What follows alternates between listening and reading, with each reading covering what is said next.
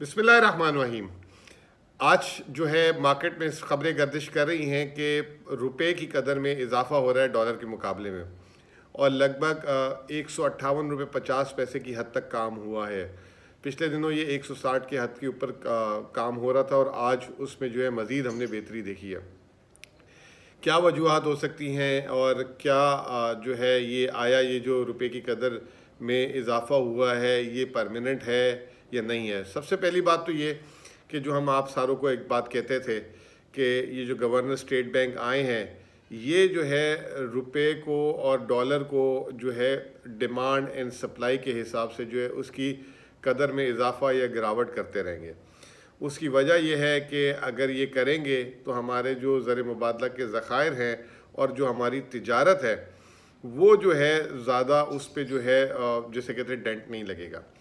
पिछली हुकूमत में हमने देखा था कि डार साहब ने एक जगह रुपए की कदर को रख दिया था, उससे जो है हमने देखा था कि हमारी बरामदात को बहुत नुकसान हुआ था और दरामदात जो है वो तकरीबन 50% बढ़ गई थी, 40 अरब डॉलर से 60 अरब डॉलर पे चली गई थी। तो ये वही वाली बात है कि आपने अपने खर्चे बढ़ा दिए और अपनी आमदनी नहीं बढ़ाई। अब ये जो स्टेट बैंक गवर्नर ये जो नए आए हैं ये काफ़ी इस चीज़ में अभी तक कामयाब रहे हैं।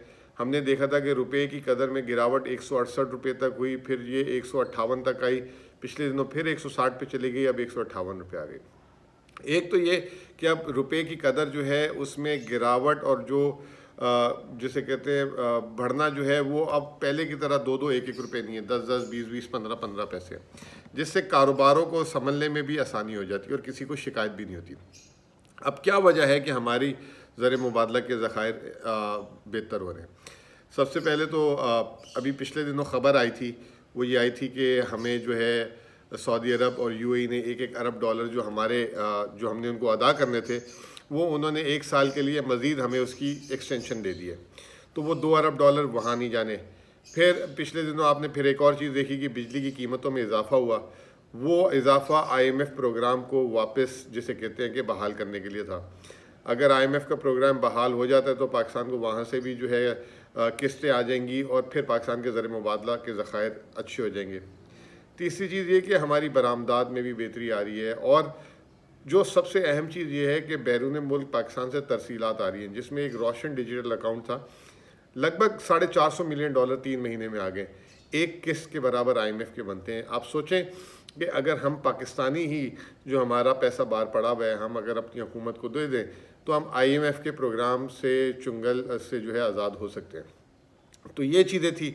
साथ साथ जो है हमने देखा कि ये हुकूमत थोड़ी सी अब सख्त हो गई है और वो जो है मनी लॉन्ड्रिंग वगैरह, स्मगलिंग वगैरह, उस पर भी जो है थोड़े से इक़दाम किए हैं।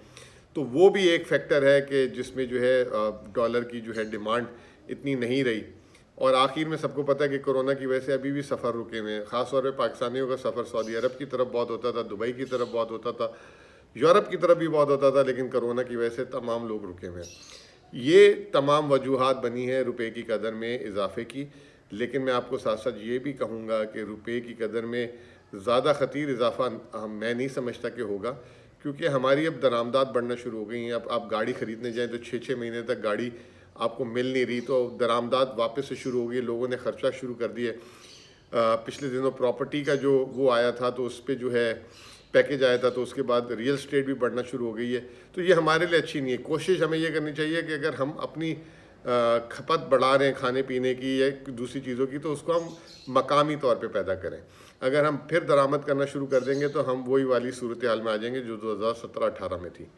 तो ये जो है अच्छी एक कॉन्फिडेंस बूस्टर है, अच्छी न्यूज़ है, लेकिन इसको हमें समझदारी से लेना होगा। बहुत बहुत शुक्रिया।